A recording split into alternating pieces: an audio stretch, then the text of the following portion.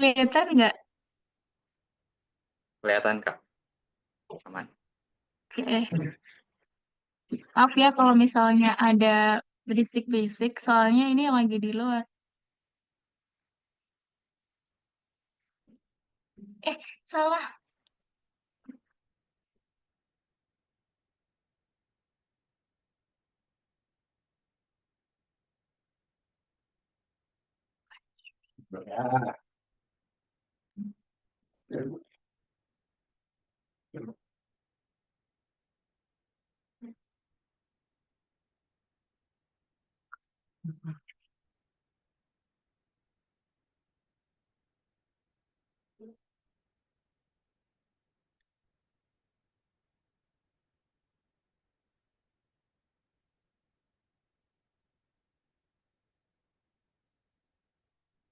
Udah kelihatan kan ya? Kelihatan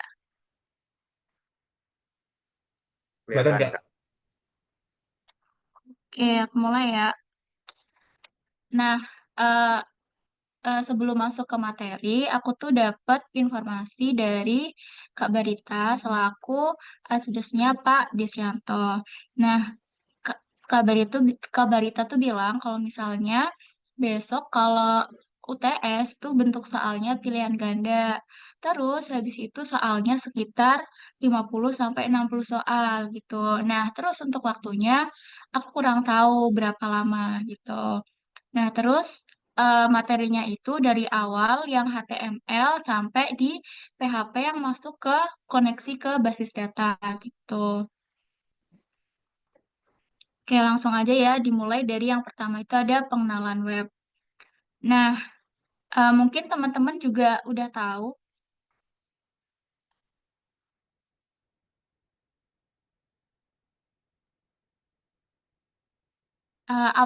apa itu website. Nah, langsung aja ya aku baca. Website itu kumpulan halaman yang saling terhubung melalui hyperlink dan dapat diakses menggunakan internet melalui browser. Nah, website sendiri itu ada dua jenisnya, teman-teman. Yang pertama, itu ada yang namanya website statis.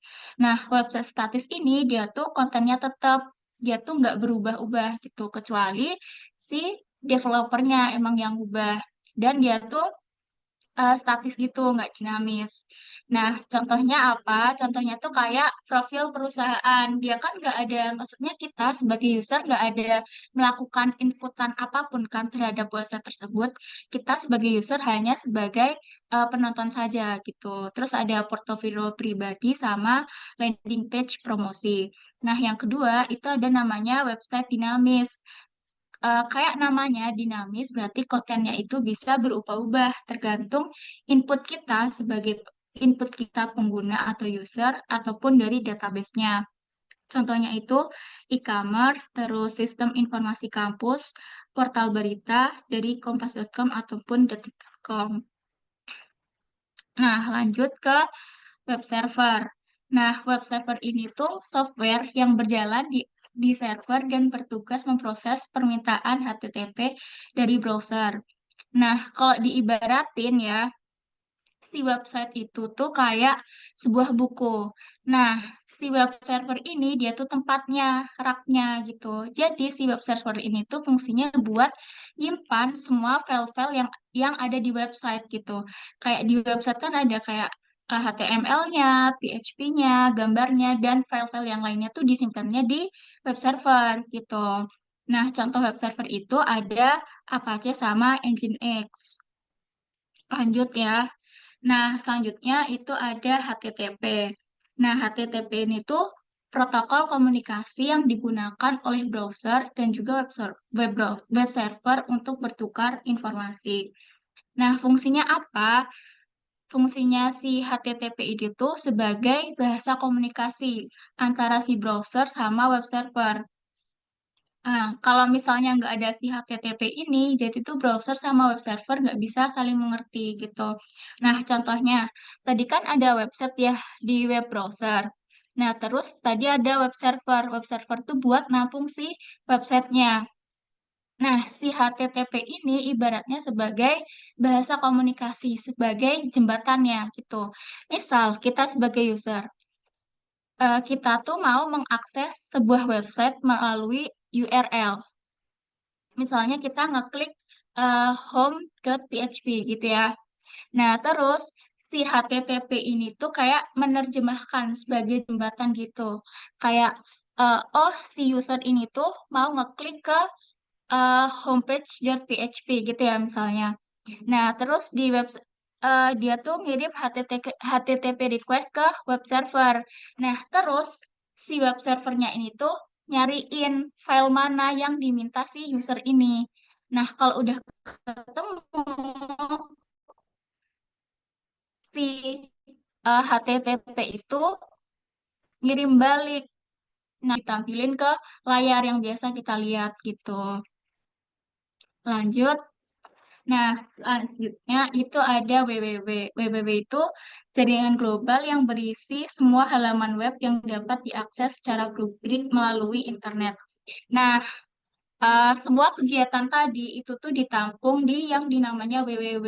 www itu tuh eh, wadah semua web server dan juga website terhubung gitu.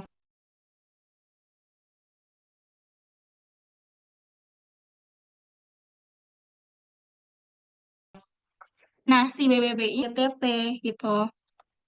Nah, lanjut itu ada API. API ini seperangkat aturan yang memungkinkan satu aplikasi berkomunikasi dengan aplikasi lainnya. Jadi bisa dibilang API ini tuh kayak cheating gitu loh. Misal nih ada sebuah contohnya, sebuah aplikasi, misalnya ada Uber, Gojek, terus Shopee Food. Di Uber, di Gojek sama Shopee Food ya kan ada fitur kayak ini loh, apa pelacakan kayak kurirnya tuh sampai mana sih. Nah, dia tuh pakai kayak Google Maps gitu kan. Nah, dia tuh pakai API karena nggak mungkin kalau misalnya aplikasi-aplikasi kayak gitu, dia tuh kayak kalau misalnya ngembangin sendiri itu bakalan lama. Nah, makanya dia tuh pakai API biar lebih cepat gitu. Nah, contohnya itu ada API dari Google.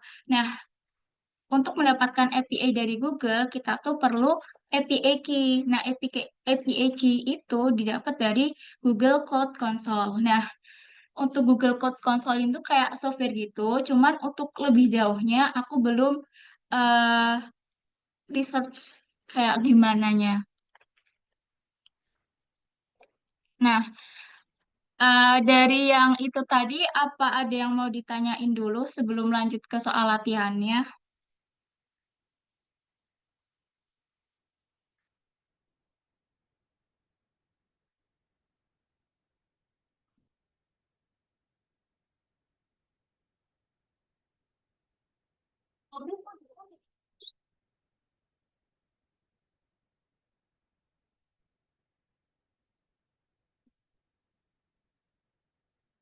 Ada yang mau ditanyain nggak?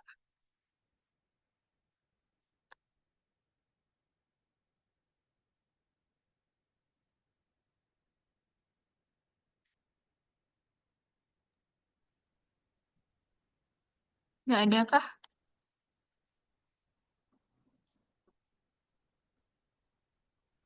Nggak ada, Kak.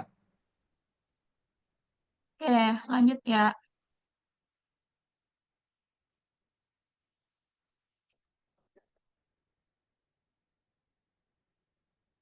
Nah, nanti jawab aja ya.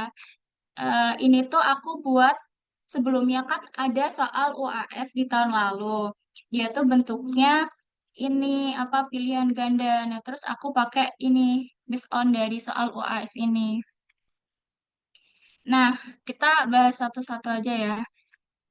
Dari soal yang pertama itu di bawah ini merupakan sebuah web server adalah ada yang tahu nggak dari keempat pilihan ini mana yang merupakan sebuah web server? Yang pertama itu ada PHP, terus yang kedua Java Server Page, terus yang ketiga Apache, yang keempat MySQL. Mana yang merupakan web server?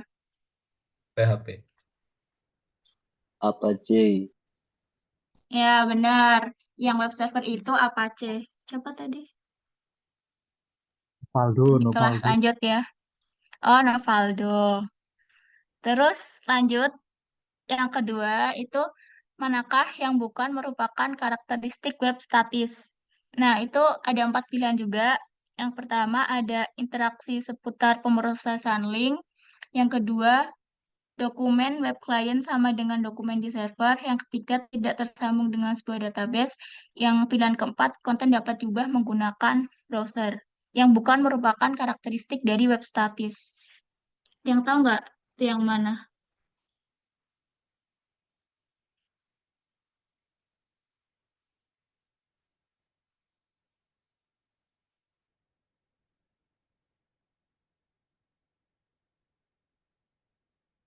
Recording in Tidak progress. tersambung, tidak tersambung tidak tersambung dengan database, ya enggak?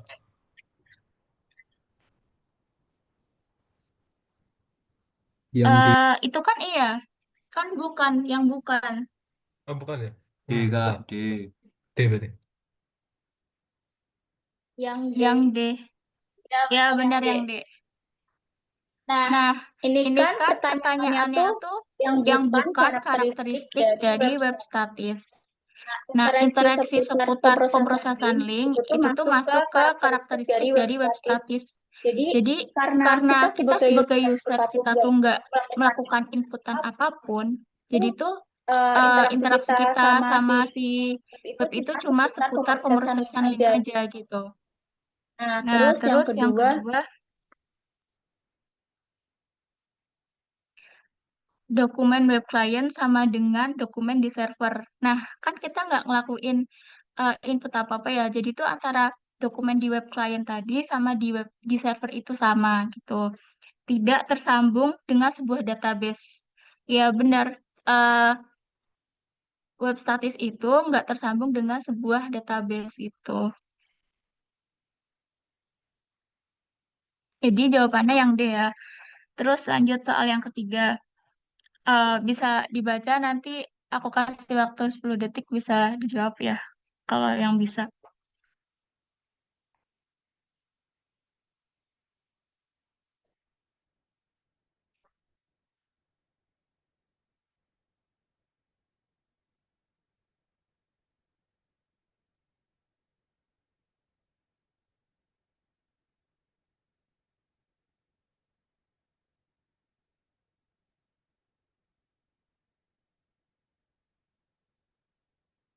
Sama sih ini jawabannya.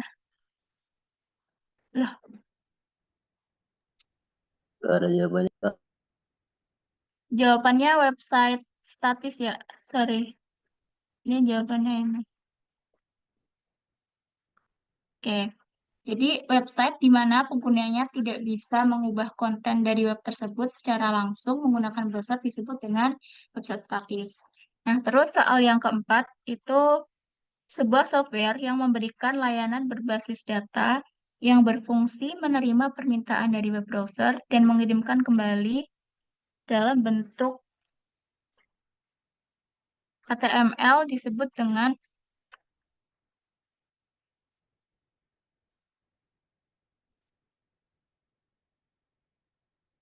ada yang tahu nggak apa?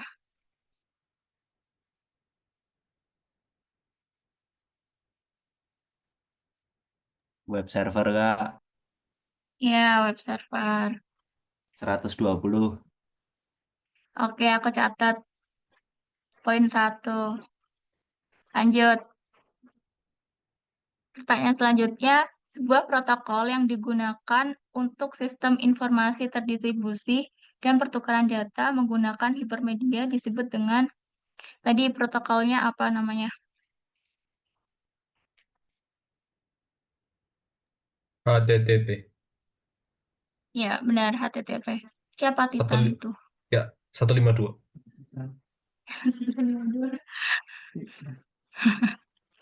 Lanjut ya. Apa kepanjangan dari WWW? Yang kedua, Kak, World Wide Web. Benar-benar. 120 Kak. 88 Kak, Ya, lanjut. Untuk mendapatkan API key fitur Google yang harus dibuka adalah, tadi Google kita Cloud tuh Console, Google dapetin. Cloud Console, Kak. Google Ya, Cloud benar. Konsol Kak. Ya. 136 Kak. Siap, Dimas Rito. Lanjut ya, kita lanjut ke materi HTML. Nah, pasti semuanya udah belajar materi HTML kan? Nah, yang pertama aku mau bahas si struktur data, struktur dasar si HTML. Secara itunya, si HTML itu punya dua structure. Dia tuh terdiri dari head sama body. Nah, head ini fungsinya buat informasi tentang si halaman webnya. Jadi kayak nggak ditampilin di konten layarnya. Nah, terus kalau si body ini fungsinya buat kita tuh naruh semua konten-konten yang mau kita tampilin di halaman web kayak teks, gambar, video, tombol, dan lain-lain itu di body ini. Nah, seperti yang kalian lihat di gambar itu, di dalam head itu kan ada eh, informasi tentang halaman web kayak meta charset, meta name, viewport, bla bla bla bla sama si titelnya. Itu sebenarnya fungsinya buat apa sih? Nah, si yang atas dulu yang doctype HTML dia tuh fungsinya buat eh, ngasih tahu browser kayak ini tuh dokumen HTML5 loh gitu. Nah, terus yang HTML lang-n ini, kalau HTML itu kan sebenarnya kalau misalnya kita nggak pakai yang lang-n, lang-n itu artinya language, pakai language-nya tuh bahasa Inggris. Nah, itu cuma tag HTML, jadi kayak pembungkus utamanya si HTML. Nah, terus habis itu ada meta charset UTF-8 itu tuh buat menentukan karakter encoding. Jadi itu contohnya ya, terkadang kalau misalnya kita buka website, kan ada kan kayak karakter-karakter nggak jelas itu. Nah, itu karena mungkin nggak ada sih meta charsetnya ini, jadi kayak nggak jelas gitu bentuknya. Nah, terus lanjut, itu tuh ada meta name viewport. Nah, itu tuh buat biar dinamis, eh, men- biar dinamis kayak halaman tampilnya tuh dengan baik bisa tampil dengan baik di layar laptop, terus bisa tampil dengan baik di mobile, jadi Kak mengikuti lebar layar perangkatnya. Nah, terus seperti biasa, title ini tuh eh, dia judul yang bakalan muncul di tab browsernya gitu. Nah, lanjut di HTML itu ada yang namanya text formatting. Nah, kalian pasti tahu kan kalau tag B itu tuh buat bold itu buat menebalkan tulisan. Nah, terus yang I itu kan italic, itu buat memiringkan tulisan. Nah, terus U itu buat menggarisbawahi tulisan. Nah, terus kalau strike, nah strike ini tuh bisa teman-teman lihat, dia tuh kayak nyoret gitu loh di tengah-tengah, kayak underline, tapi dia tuh nyoretnya di tengah-tengah bagian teks gitu. Nah, sub sub itu superscript, dia tuh nampilin angka di atas terus lebih kecil kayak pangkat contohnya. Nah, itu. Nah, terus yang terakhir itu ada HR, membuat garis horizontal. Terus lanjut ke link and navigation. Nah, link di HTML itu namanya hyperlink. Fungsinya buat apa? Itu tuh hyperlink itu bisa berupa teks atau gambar yang misalnya kalau kita klik itu bisa menuju ke halaman lain gitu. Nah, cara nulisnya gimana? Kita tuh pakai tag anchor teman-teman. Terus kita pakai hreflang. Ini tuh oh ya href, sorry. Atribut href ini tuh buat eh, eh, memberi alamat tujuan link. Kayak kita tuh setelah ngeklik ini lanjutnya ke halaman mana gitu. Nah, terus kalau teks link itu tuh yang muncul di halaman webnya itu kayak bisa berupa kayak mungkin button, terus tulisan atau gambar tadi. Nah, selanjutnya itu ada tabel. Seperti yang teman-teman lihat, itu tuh tabel, dia tuh tak pembuka sama penutupnya pasti ada tabel kayak gini. Nah, terus kalau TR, dia tuh buat ngebuat baris di dalam tabel. Nah, TD dia tuh buat ngisi datanya biasanya atau biasa disebut dengan kolom. Nah, terus kalau misalnya mau ngegabungin garis, dia tuh pakai rospen. Kalau misalnya mau ngegabungin kolom, dia tuh pakai clospen gitu. Nah, lanjut atribut tabel. Pasti teman-teman tahu itu ada border, border buat ngasih garis. Nah, terus kalau align itu buat ratain. Dia tuh mau rata kanan, rata kiri, atau rata tengah. Terus dia tuh buat nentuin lebar tabelnya. Nah, kalau cell spacing dia tuh buat ngatur jarak antara sel serta sorry. Jadi tuh buat ngatur jarak antara misalnya nih ada si kolom. Di kolom itu kan ada kayak intinya ada tulisan kan. Jadi buat ngatur si tulisan jarak antara tulisan ini ke kolom luarnya kayak pembatas ini. Nah, terus kalau cell padding itu buat ngatur jarak kolom sama kolom gitu.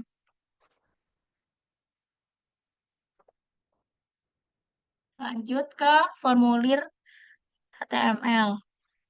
Nah, kalau misalnya mau ngebuat formulir di HTML kita tuh pakai tag yang namanya form. Nah, di dalam form ini dia tuh eh, bisa input, terus bisa text area, bisa option, ataupun bisa sih select.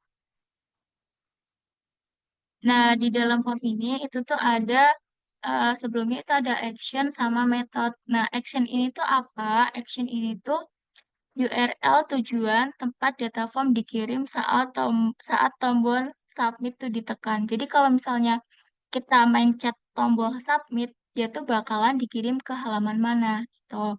Nah, metode itu metode pengiriman datanya.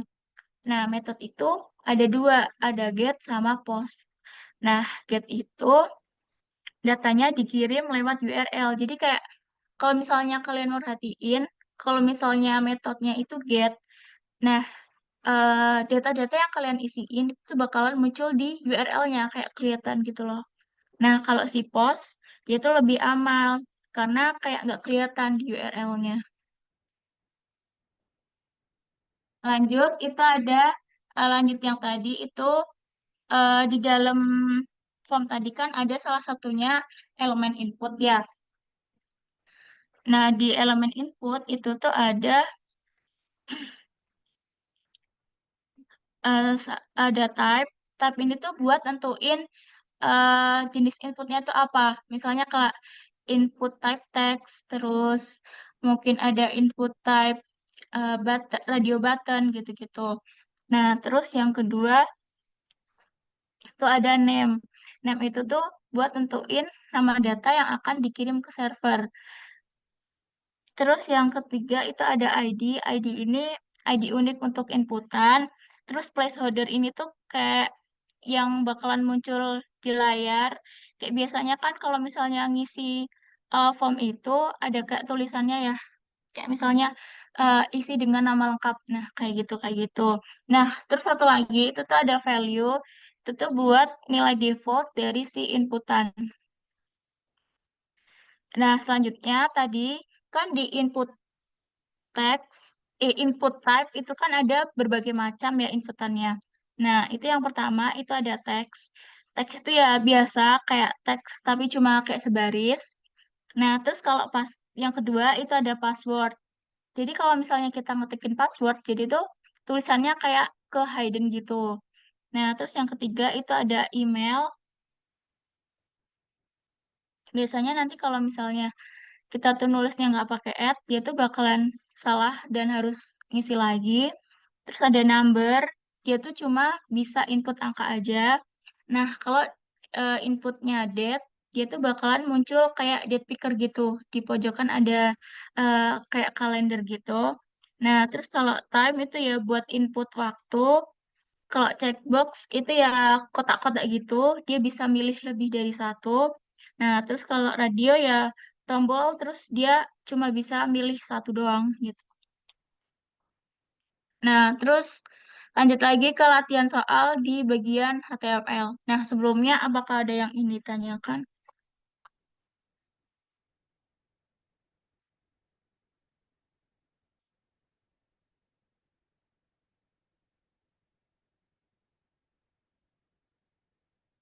Nggak ada kah? Lanjut ya.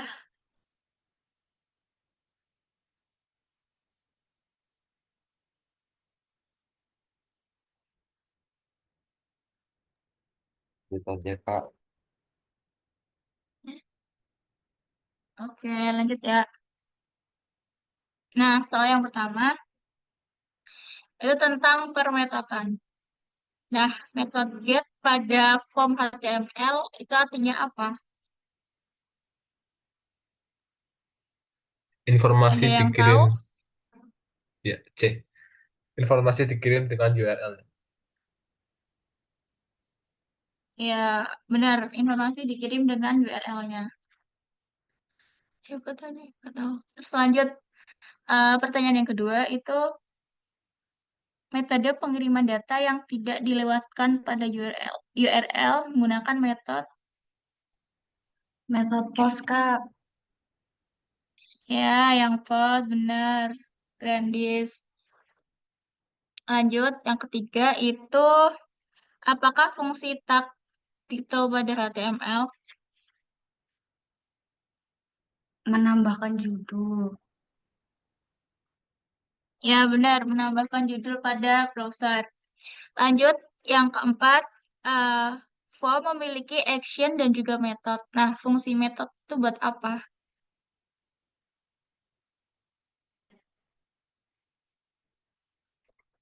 C. Ya, buat metode form. Lanjut, soal berikutnya. Buat apa tuh tagnya? Garis horizontal. Ya, benar, garis horizontal. Lanjut. Yang TR adalah tag pada pengaturan tabel untuk mendefinisikan baris. Apa? Baris. Ya, baris. Terus yang selanjutnya, tag B digunakan untuk pengaturan apa?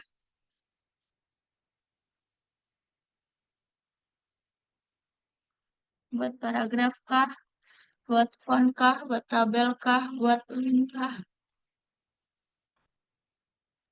Buat Untuk font font. Kak. Ya, buat font. Selanjut, yang tag head digunakan untuk menyatakan apa? Informasi mengenai dokumen. Ya, benar. Informasi mengenai dokumen HTML. Nah, lanjut nih. Untuk membuat teks menjadi seperti angka 2 pada X pangkat 2 dalam HTML digunakan perintah, sorry ya, itu blur. Nah, sebelumnya aku mau jelasin.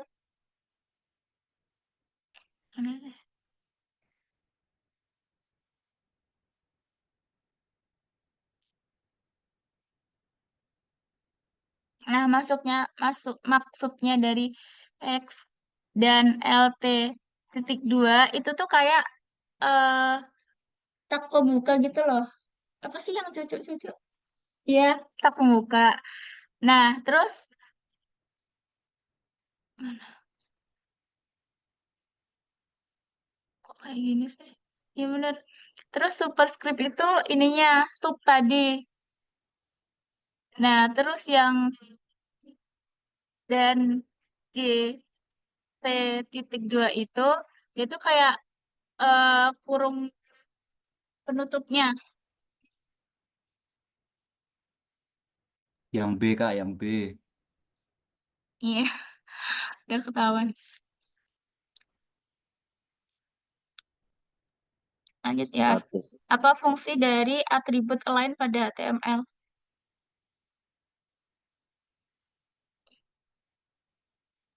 Perataan tabel.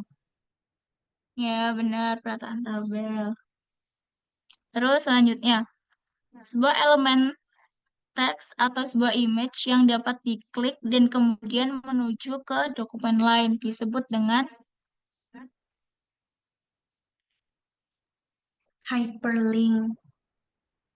ya benar hyperlink. Lanjut, kalau Rospen itu buat ngegabungin apa? Haris. Ya, baris. Bentar. Lanjut. Kalau cell spacing itu buat apa?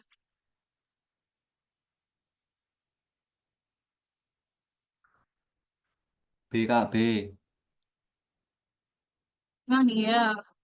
Oh, maksudnya D. Ya, ya, ya. Terus jarak spasi antar sel. Iya.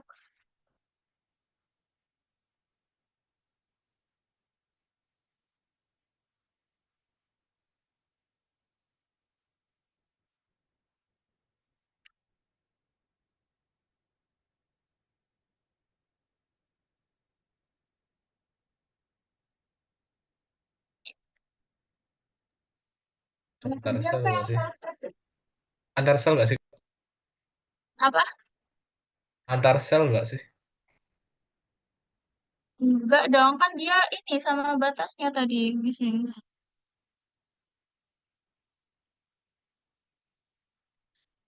Nih, dengan pembatas dia. Nah iya, karena antar batas sel ya. Jadi antar ini sama ini, antar pembatas ini sama pembatas ini. Kalau kalau isi sama batas selnya itu tuh sel padding. Kayak ini nih.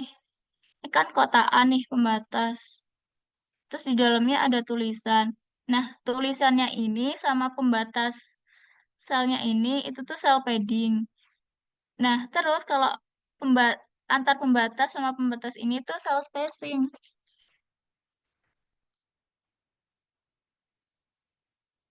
Jadi jawabannya yang mengatur jarak antara sel dengan pembatas. Jadi sama mana? Yang D, mengatur jarak antar sel dengan batas. Terus lanjut, type yang digunakan untuk menerima masukan berupa pilihan. Nah, pilihannya itu bisa dipilih lebih dari satu. Namanya apa? Checkbox. Ya, benar ya, textbox. Terus lanjut, manakah teks berikut yang merupakan pengaturan font?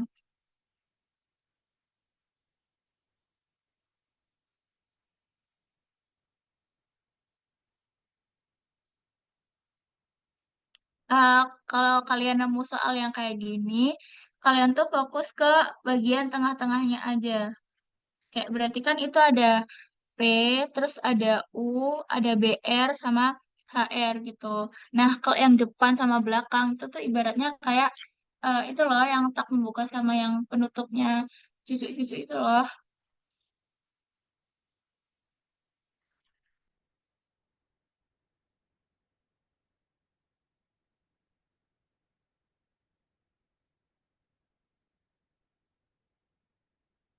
Kalau yang buat font apa? Kalau yang buat font itu yang B underline. Kalau P kan ya paragraf ya. BR kan buat eh break kayak buat apa enter gitu. Nah, kalau HR kan buat yang tadi garis horizontal tadi.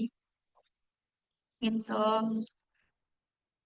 Terus lanjut ya ke materi CSS.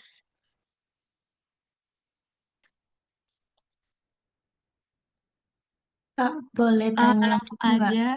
Nah, penulisan gimana? Mau tanya yang tadi yang ada Kak, dan LT sama dan GT itu kalau di codingan harus ditulis kayak gitu kah? Nggak bisa pakai tag yang biasanya aja gitu? Atau lebih baik pakai kayak gitu? nah, enggak, itu tuh bener pakai yang kayak biasanya itu. Cuman Aku nyoba juga kan, aku tulis kayak gini di Word. Nah, dia tuh otomatis berubah juga jadi yang kayak tag kayak biasanya itu, tag buka sama tutup. Mungkin ya, ini kan di Spada. Mungkin dia nggak bisa baca yang kayak itunya, tag buka sama tutup biasanya. Makanya dia kayak nerjemahin jadi kayak gitu. Oh iya, terima kasih Kak. Oke, ada yang mau tanya lagi nggak?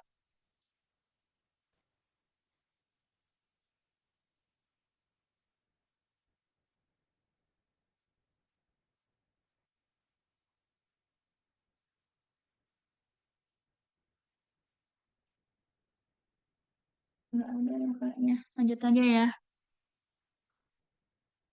ke materi CSS.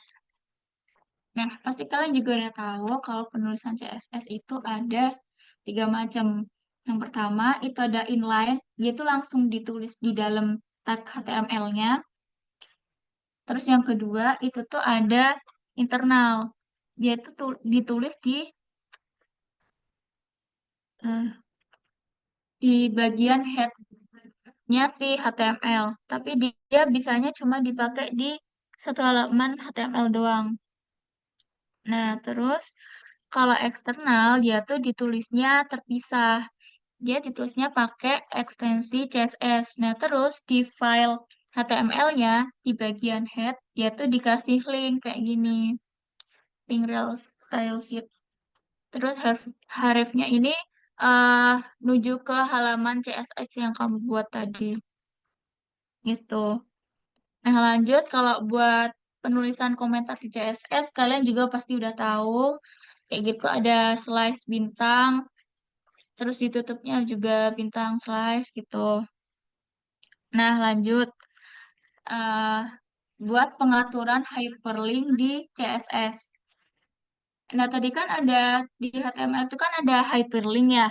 Ternyata si hyperlink ini tuh punya 4 status gitu. Dan dia tuh bisa dimanipulasi. Nah, yang pertama itu kayak hyperlink biasa.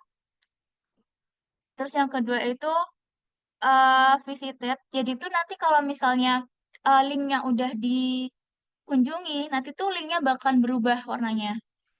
Atau terserah kalian mau ngubah jadi kayak gimana, tapi biasanya tuh kayak udah berubah gitu warnanya.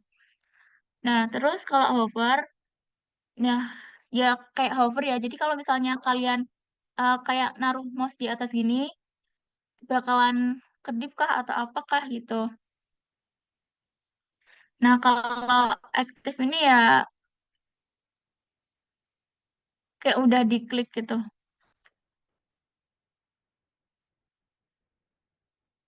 Kayak status doang dia.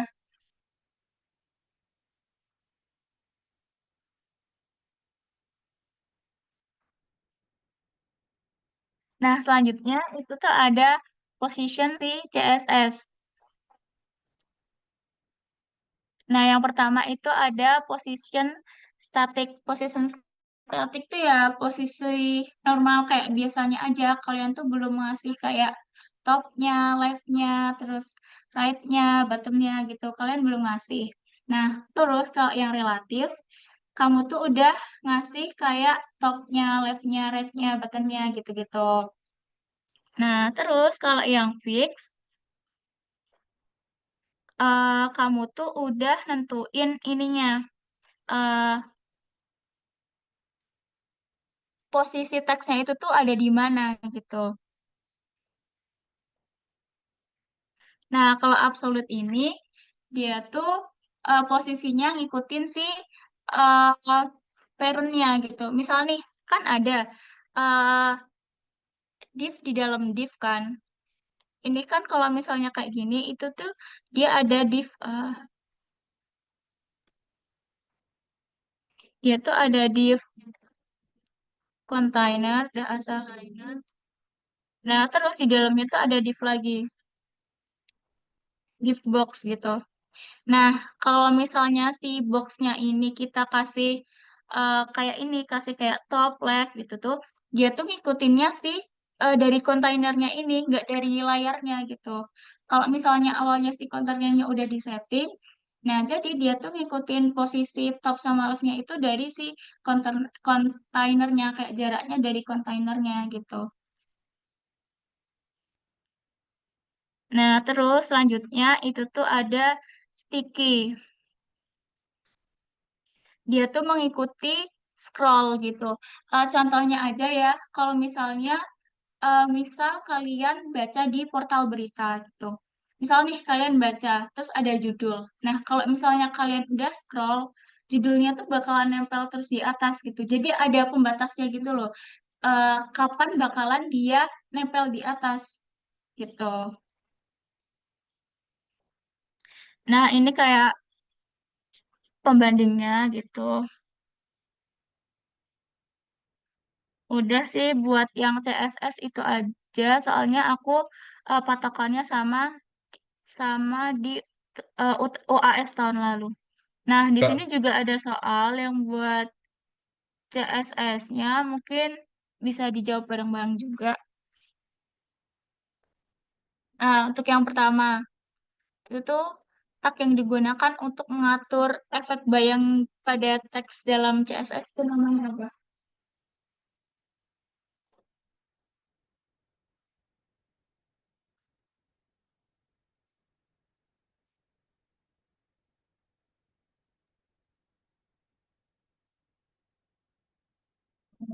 Mbak. Ya, benar, Kartiko. Text shadow ya. Kalau misalnya kita mau eh, buat kayak efek bayang-bayang gitu, itu pakainya text shadow. Nah, terus yang kedua itu contoh penulisan komentar dalam CSS. Itu kayak gimana kalau nulis komentar di CSS?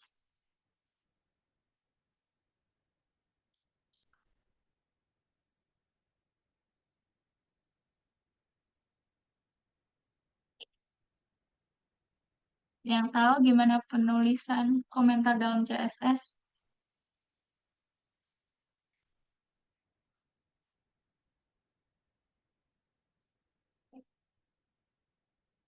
Ya, benar. Kayak garis miring, bintang, bintang, garis miring. Lanjut ya ke soal berikutnya. Ini, baca sendirilah. Merupakan cara penulisan CSS cara, Inline. ya benar, inline ya. Terus yang keempat, suatu bahasa stylesheet yang digunakan untuk mengatur tampilan suatu dokumen markup adalah apa namanya? Kak, aku nanya, bentar ya. Aku selesaiin dulu soalnya sampai nomor 6.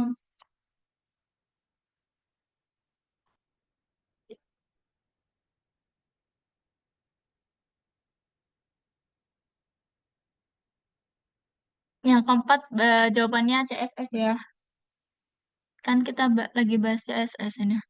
Terus yang kelima, sebuah elemen HTML yang memiliki sifat selalu berada di tempat yang sama bahkan jika pada saat di-scroll. Fixed. Fixed bukan Kak? Iya, fix. Nah, lanjut. Status link yang sudah dikunjungi ditunjukkan dengan,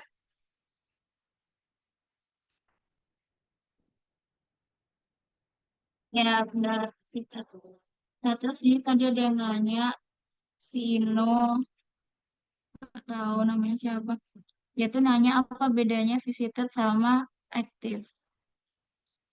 Sebentar.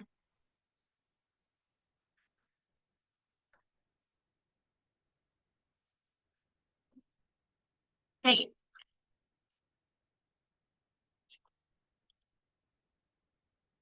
oh, kalau visit, kalau active itu kalau diklik, dia tuh mungkin bakalan ada efek apa gitu. Nah, kalau visited, dia tuh kalau udah dikunjungi.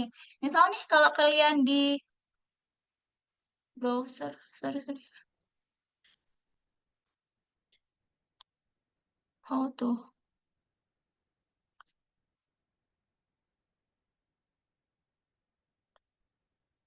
Misal nih aku klik ini. Nah, ini tuh kayak aktif. Nah, tadi loh kayak yang kalian lihat nggak kayak yang biru-biru tek. Nah, itu tuh aktif. Nah, kalau misalnya udah dikunjungi, dia tuh bakalan beda. Ya, ini kok nggak bisa sih? Kalau misalnya di crop, dia tuh kayak warnanya beda gitu loh. Kalau udah visited, misalnya nih sebelumnya kayak warna, misal sebelumnya warna hitam gitu ya. Nah, kalau misalnya link itu udah dikunjungi, dia tuh warnanya berubah jadi ungu gitu. Nah, kalau aktif, pada saat dikliknya,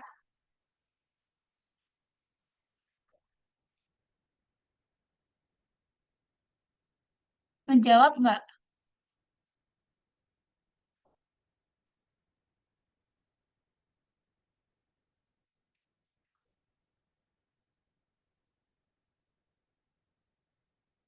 Nah, ini nih kayak gini nih. Nah, itu tuh aktif. Nah, kalau visited, kok ini nggak bisa ya?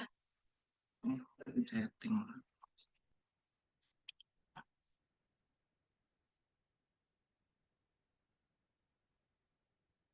Oke, oke.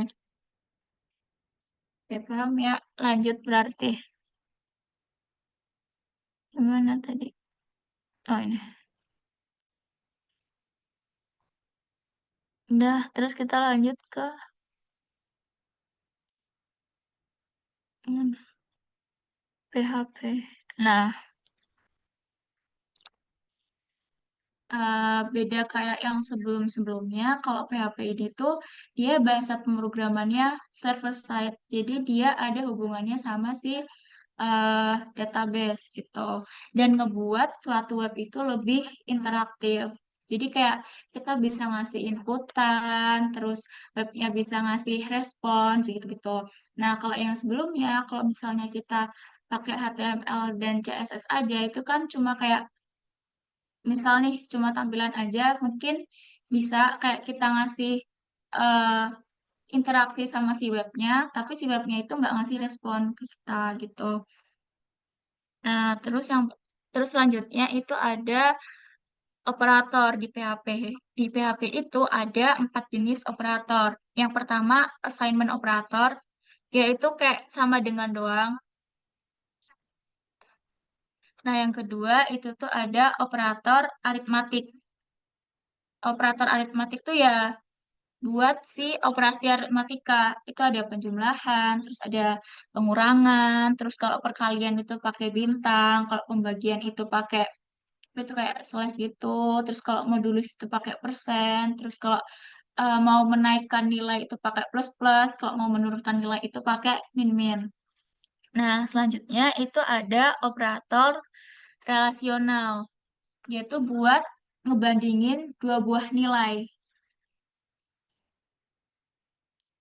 Nah, ini contohnya nih sama dengan. Dia tuh buat eh, meriksa apakah si variabel A ini sama dengan variabel B gitu. Nah, terus habis itu kalau ini tidak sama dengan berarti ya buat meriksa apakah si variabel A ini tidak sama dengan variabel B. Dan seterusnya ini kayak biasa aja sih. Nah, Pak, selanjutnya itu ada operator logika. Nah, operator logika itu tuh ada AND, OR, sama XOR. Nah, si AND ini tuh bernilai benar kalau misalnya si eh, dua-duanya itu benar. Jadi variabel A sama variabel B itu benar. Nah, kalau OR itu eh, bernilai benar kalau misalnya salah satu benar itu bisa dinyatakan dia tuh benar. Nah, kalau XOR eh, bernilai benar kalau misalnya A atau B itu benar, tapi tidak keduanya. Jadi salah satu, kalau XOR ini, salah satu itu benar, dia tuh benar. Tapi kalau misalnya dua-duanya itu benar, dia tuh malah salah gitu. Kalau N itu dua-duanya benar, dia baru dinyatain benar. Kalau OR itu salah satu benar itu dinyatain benar. Nah, kalau XOR dia tuh salah satu benar, dia dinyatain benar, tapi kalau misalnya dua-duanya benar, dia tuh malah salah gitu.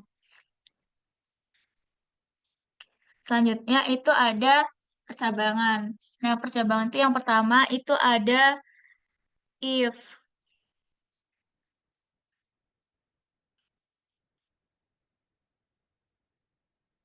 Dia tuh menjalankan kode tertentu kalau misalnya kondisinya itu kondisinya itu benar. Kalau misalnya nih, dia belum ada else-nya.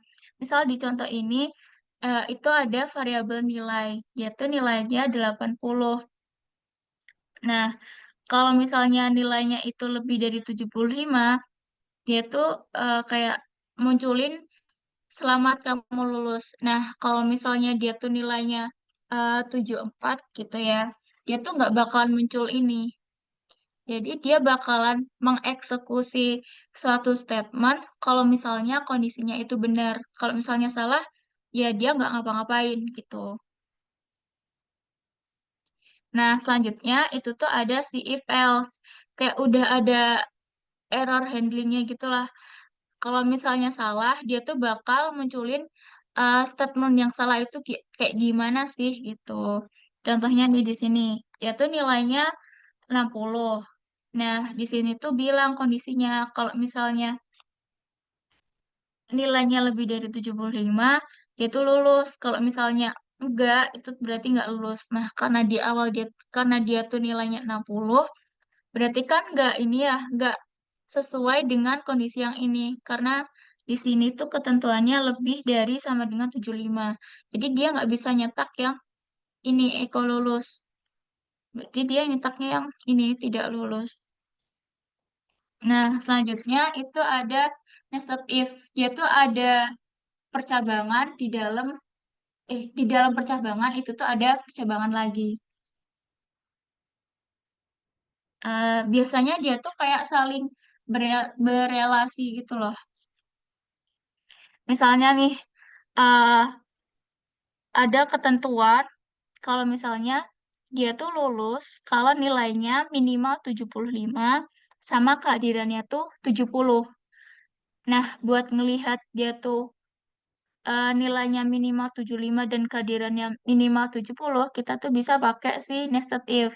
Misal nih, dia nilainya 90, terus kehadirannya itu 80.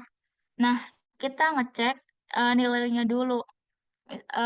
Batas nilai lulus itu lebih dari sama dengan 75. Minimal 75 gitu. Nah, karena tadi dia tuh nilainya 90, berarti dia bisa masuk ke eh, perulangan yang ini di dalam ini yang pertama. Kok perulangan? Percabangan tadi percabangan yang pertama. Nah, terus di sini ada ketentuan lagi. Nah, dia tuh bakalan dinyatain lulus kalau misalnya kehadirannya tuh minimal 70 gitu. Nah, karena dia tuh emang kalau dia tuh kehadirannya 80, berarti ya bisa dia lulus dengan syarat dengan kehadiran yang baik. Nah, kalau misal nih di sini tuh dia kehadirannya 65 gitu ya.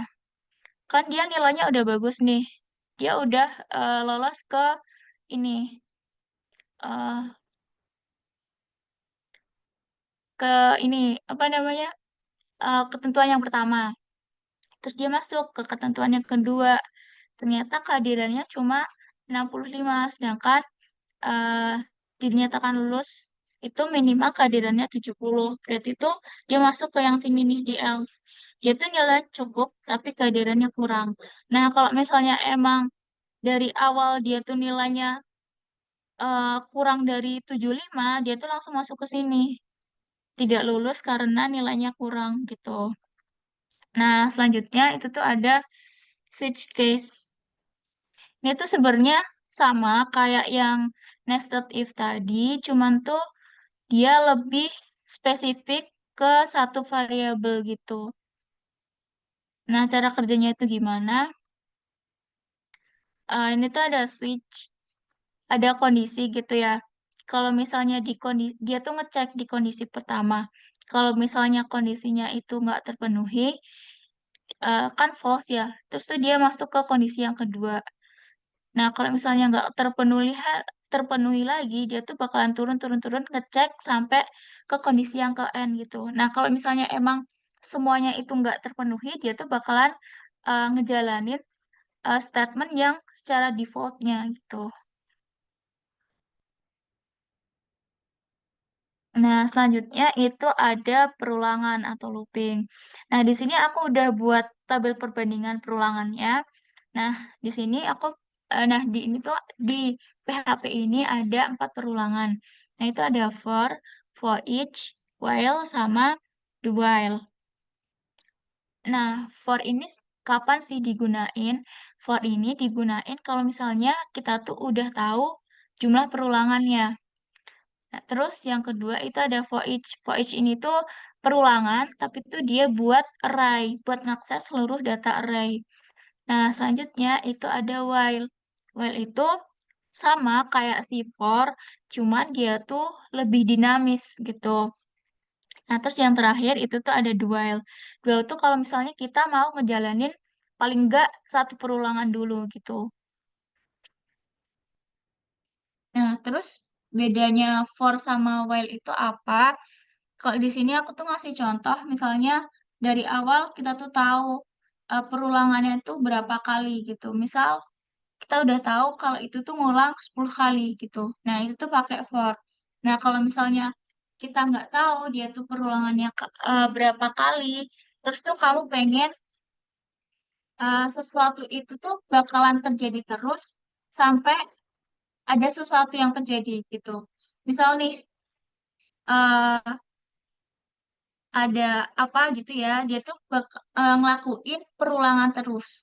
Nah, perulangannya itu bakalan berhenti kalau misalnya si usernya itu ngetik kayak selesai, kalau enggak kayak udah gitu. Nah, itu baru selesai perulangannya. Nah, kita lanjut ke array. Di sini tuh ada 3 macam array.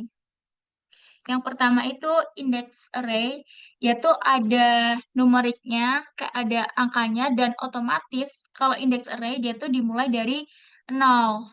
Kayak gini contohnya. Nah, yang kedua itu ada associative array. Nah, si associative array itu terdiri dari 2 komponen, teman-teman. Yang pertama itu ada key. Key itu yang ini sebelum kayak anak panah. Nah, setelah anak panah, dia tuh value namanya, gitu. Nah, selanjutnya itu ada multidimensional array. Nah, dia tuh ada array di dalam array. Jadi, di dalam, dia tuh makanya yang asosiatif ini. Nah, selanjutnya itu ada fungsi array. Ada apa aja? Di sini tuh ada 6.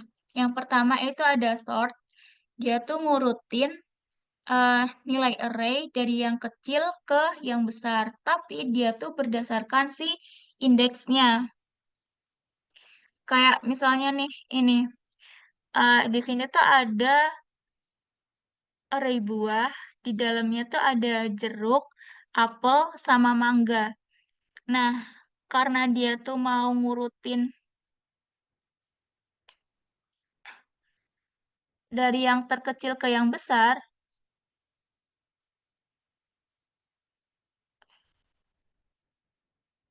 kan ini 0 ya, 0 kan tadinya si jeruk. Nah, dia tuh mau ngurutin yang terkecil ke yang besar. Jadi yang 0 tuh yang jadi apel. Ini tuh kayak sesuai abjad gitu loh. Yang awalnya 0 itu jeruk, terus 1 itu apel, 2 itu mangga. Karena dia tuh di sort. Jadi yang 0 itu tuh si apel, yang 1 itu tuh si jeruk, yang 2 itu tuh si mangga. Gitu. Nah, terus kalau yang air sort, dia tuh sama ngurutin berdasarkan si indeksnya, cuman dia tuh ngurutinnya dari yang besar ke yang kecil gitu. Terus yang ketiga itu tuh ada assort. Dia tuh ngurutin nilai array, berarti berdasarkan value-nya dari yang kecil ke yang besar. Misal nih contohnya. Oh ya, tadi kalau misalnya sort sama r sort itu tuh buat yang array yang biasa. Nah, terus kalau yang a sort sama r sort itu tuh buat array yang ini asosiatif. Kan ini kan berdasarkan value-nya ya. Tadi ini tuh misal itu kayak indeksnya gitu loh. An itu indeksnya. Dia tuh value-nya 80. Terus Budi value-nya 75. Citra itu value-nya 90. Nah, karena dia tuh ngurutinnya berdasarkan si value-nya, value kan ini ya, yang setelah anak panah. Jadi, karena Budi itu yang paling kecil, jadi Budi dulu 75, terus Ali 80, terus Citra 90 gitu. Nah, terus R-sort dia tuh ngurutin nilai array, tapi dia urutannya kebalik dari yang besar dulu ke yang kecil gitu. Nah, selanjutnya itu ada K-sort. Dia tuh mengurutkan array berdasarkan key-nya. Kalau A-sort sama R-sort itu mengurutkan array berdasarkan value-nya. Nah, kalau K-sort sama nanti ada namanya KR-sort, dia tuh ngurutin array berdasarkan si key-nya. Kayak ini nih, dia tuh ada array data. Nah, isinya itu ada Dina, kan ini key. Value-nya 90, Andi value-nya 85, terus Citra value-nya tuh 88. Nah, karena dia ngurutinnya berdasarkan key-nya, itu berdasarkan abjadnya ya. Itu Andi dulu kan. Di Andi 85, terus Citra 88, terus Dina 90 gitu.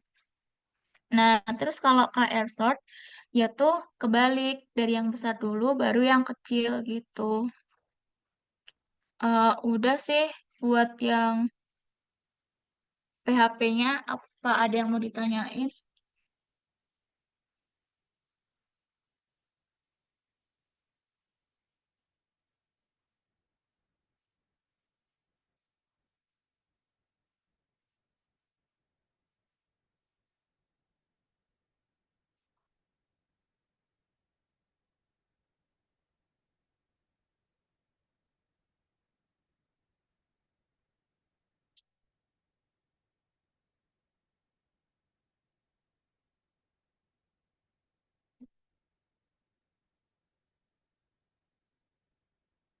Ada yang mau tanya lagi nggak? Oh, kalau nggak ke soalnya. Tadi PHP, Lanjut aja kayaknya, Kak. kayak ke soalnya ya.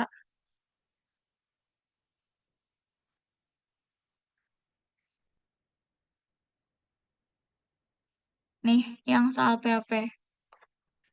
Yang soal yang pertama itu, jika Anda ingin mensorting sebuah array secara ascending, berarti itu dari kecil ke besar, dengan tetap mempertahankan key-nya, itu pakai apa? Oh,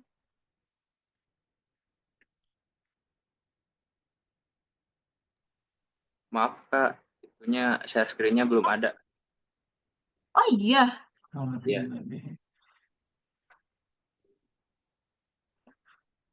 sorry.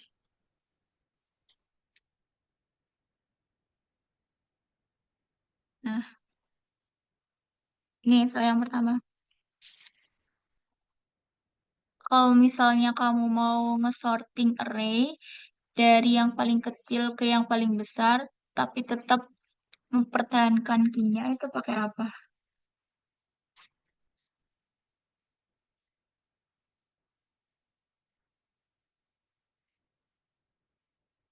Ada yang tahu?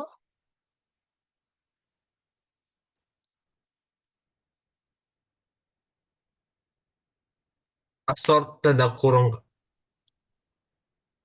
Ya, assort. Terus buka kurung, tutup kurung. ya benar, assort. Oh, ya benar. Ini assort ya. Nah, terus yang ini. A XOR B, artinya apa?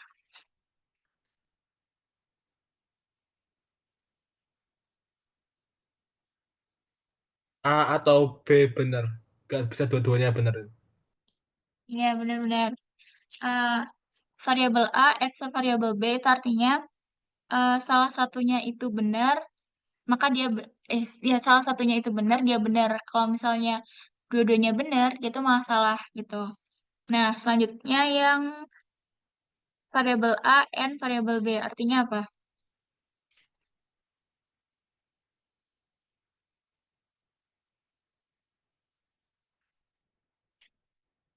N, N. Itu yang variabel, kan jika variabel A benar dan B benar, maka benar, tapi salah satunya salah, maka salah gitu nggak sih, Kak? Ya benar, pokoknya N itu tuh benar kalau misalnya dua-duanya tuh benar gitu. Kalau misalnya salah satunya salah, berarti ya udah salah gitu. Nah, terus selanjutnya itu ada garis dua itu namanya OR. A or B. Artinya apa?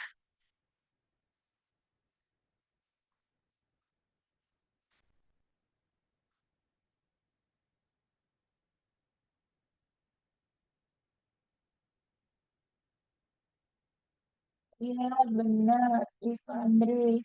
Salah satu atau kodenya benar, maka benar gitu. Lanjut yang kelima, perulangan yang digunakan untuk mengulangi setiap pasangan indeks nilai dalam array.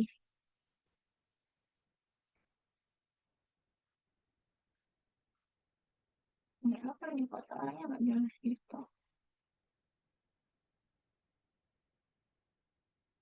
Oh, perulangan yang buat array itu apa namanya?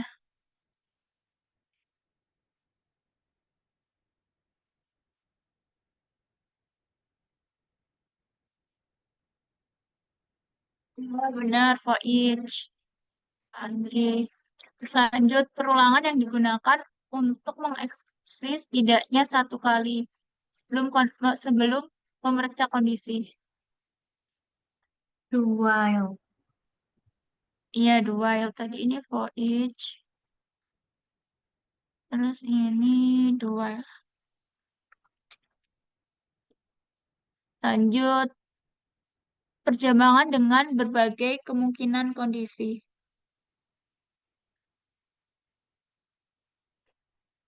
Kayak yang tadi loh, yang dia tuh saling berhubungan. Kayak ada percabangan di dalam percabangan.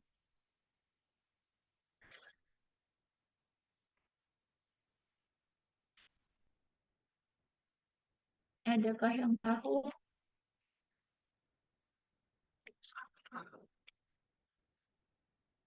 Nah, jawabannya nested if ya.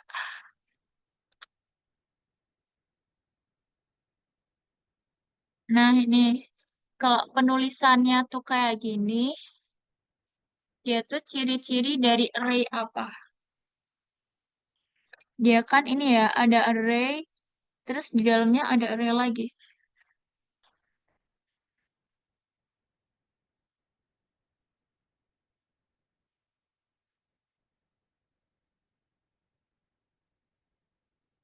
Adakah yang tahu?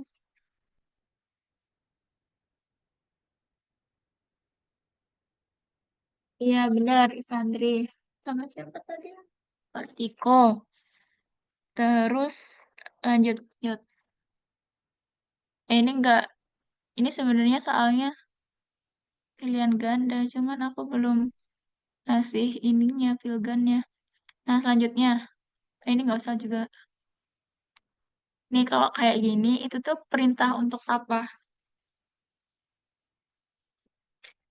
Menyambungkan codingan PHP ke MySQL. Iya, benar. Titan. Kok nama kamu bagus, Titan?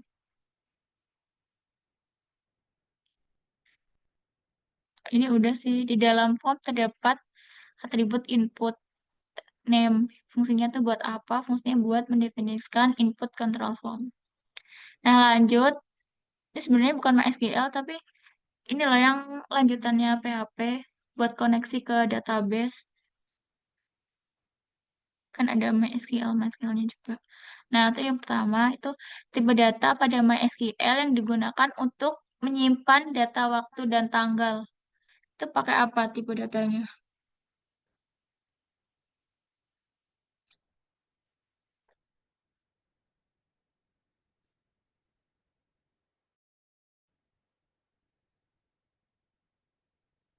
Ya, kalau yang tahu, dia pakai datetime. Nah, lanjut yang kedua, kumpulan kolom dari sebuah tabel itu apa namanya?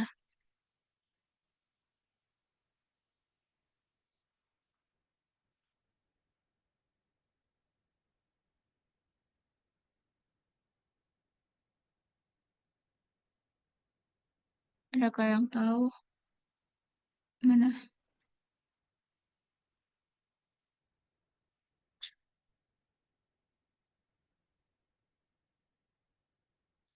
Kumpulan kolom dari sebuah tabel itu namanya field.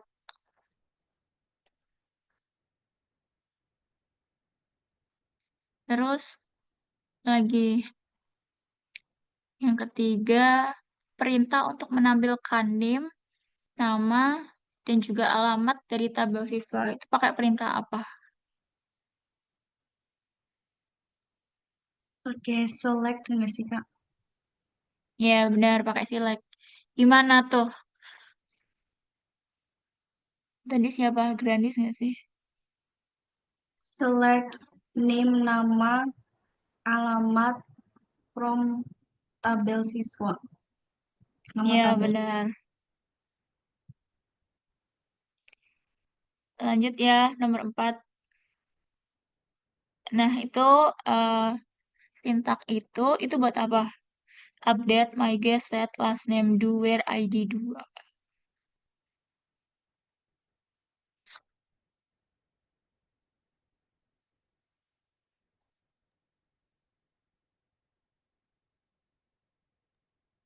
Untuk update last name yang ID-nya 2,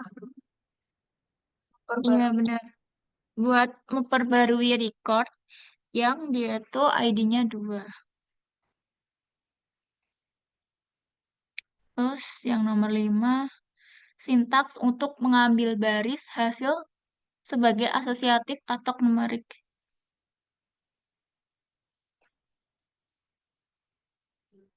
Eh, aku nggak ngajarin itu yang tadi. Tapi ada sih ide ini. Nggak, di PWD. Hmm. Ya tuh pakai ini loh. Yang kalau misalnya kalian PWD, kalau kalian perhatiin, yang MySQL fetch array.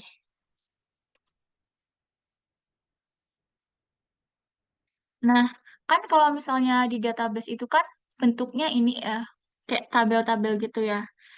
Nah, kita tuh pakai ini biar kayak ngambilnya tuh per baris yang ada di tabel itu. Terus kayak ditampung di sebuah variabel gitu. Nah, nanti jadinya dia tuh array asosiatif. Kan? Terus yang ke nomor 6, parameter pada sintaks MySQL connect itu buat apa? Oh, bukan buat apa. Parameter yang ada di MySQL Connect. Yang ini loh, yang di file koneksi, dia tuh ada parameter apa aja. Biasanya tuh ada 4. Ya, iya ada 4. Siapa tahu passwordnya nggak mau di ini. Oh, iya. Nah, dia tuh butuh parameter ada, ya benar yang hostname itu. Benar, apa aja? Lindin. Itu hostname, username, password, habis itu nama database-nya nggak sih, Kak? Iya benar-benar. Udah deh, itu doang.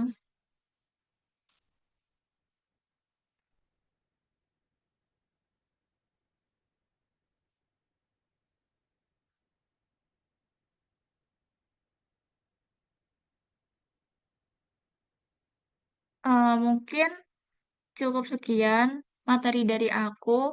Ada yang ingin ditanyain lagi nggak?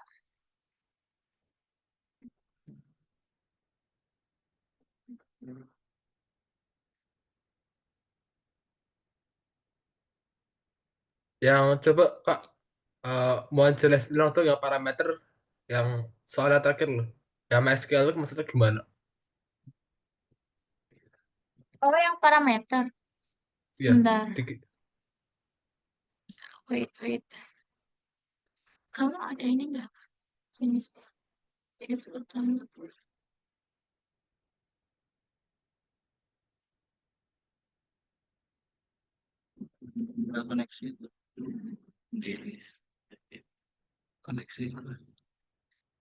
Nah, ini loh.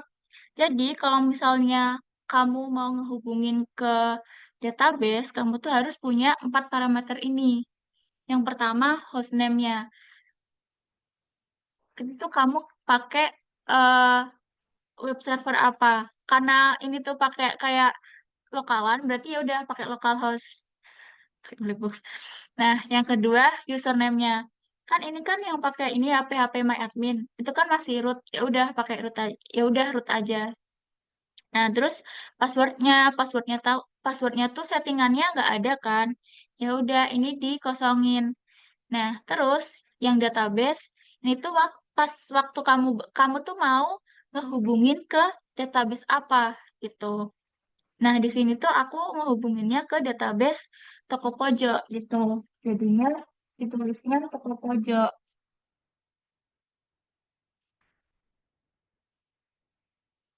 gitu. Oke Kak, terima kasih.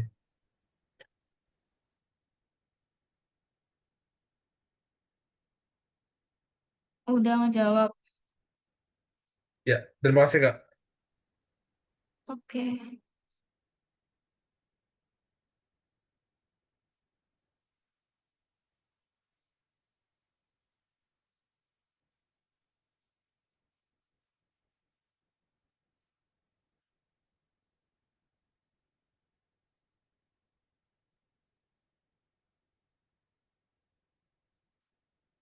Nah, terus yang kan ini udah nih parameternya tadi yang 4.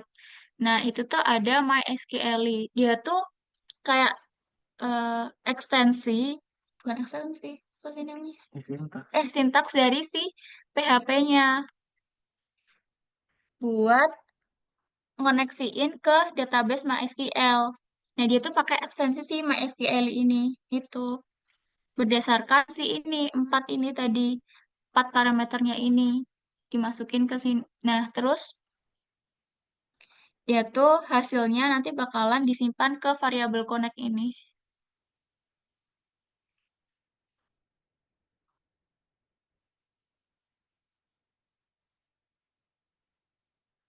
Jadi pertama kayak di declare 4 itu.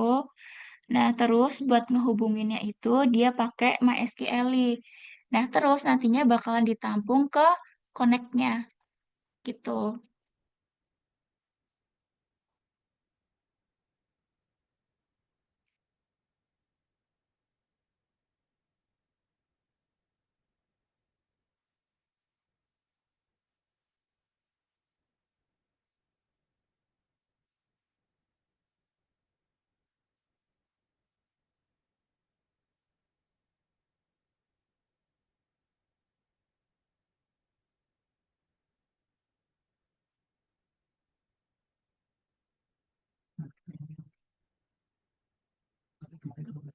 Oh iya, tadi nggak share screen. Oh iya,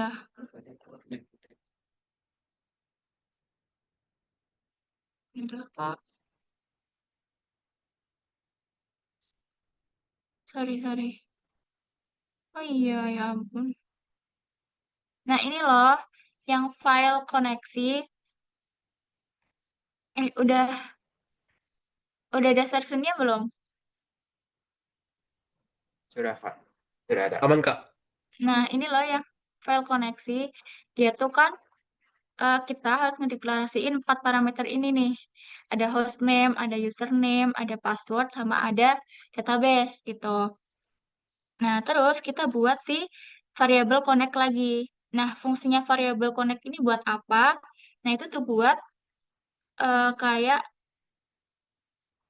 kayak nyimpen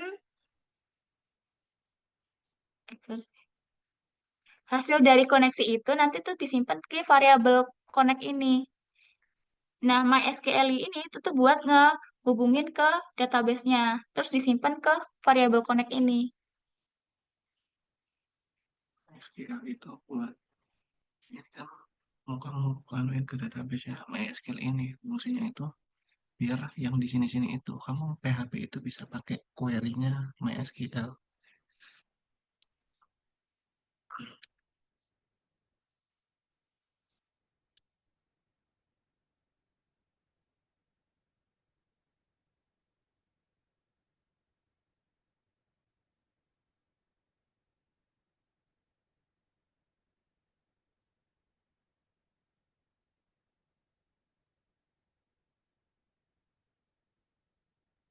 Udah sih, itu aja. Ada yang mau tanya lagi nggak? Atau tadi masih bingung? Ribet banget aku ngomongnya.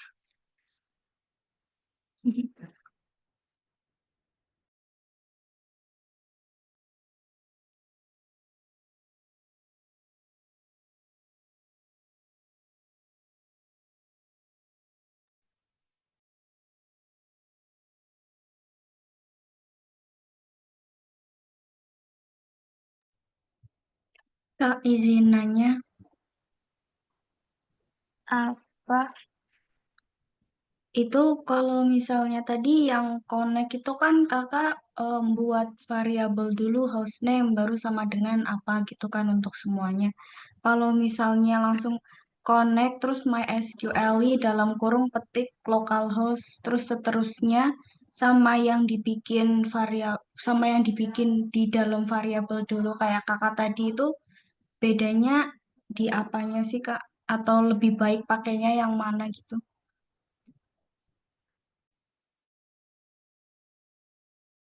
Maksudnya?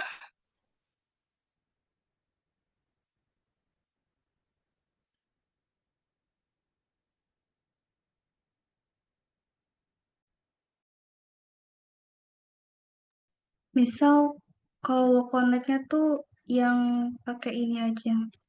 Sebentar. Ini terus. Yang kayak gitu di chat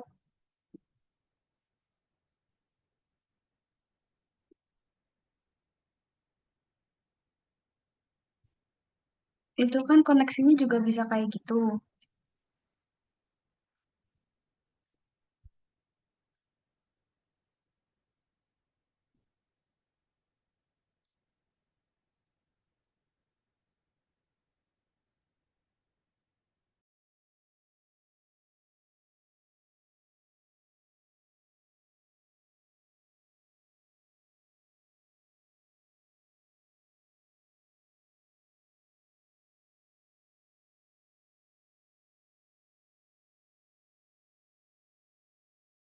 Bisa aja kayak gitu.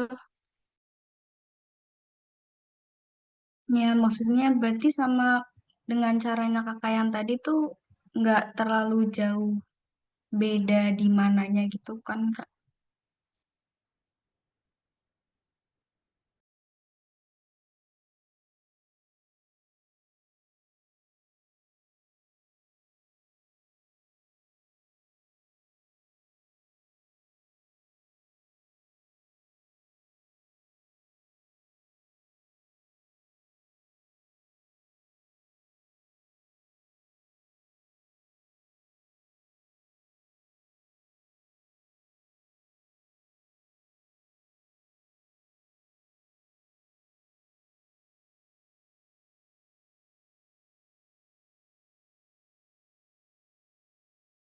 Oke, makasih, Kak.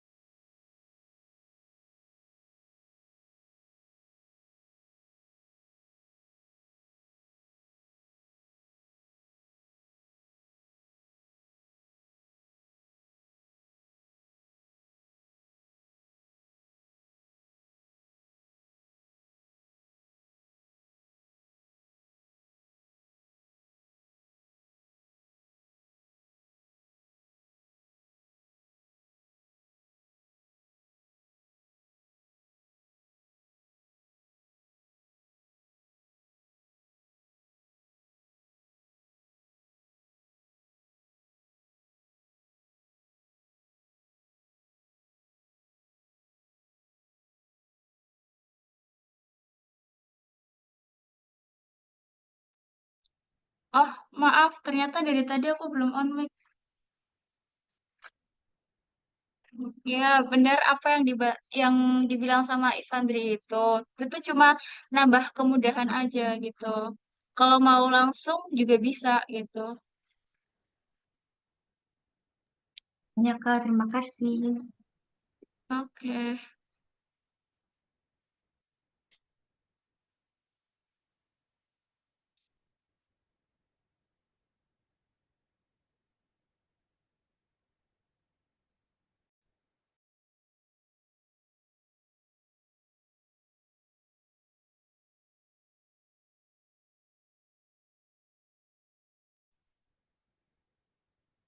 Ada yang mau tanya lagi apa udah dicukupkan?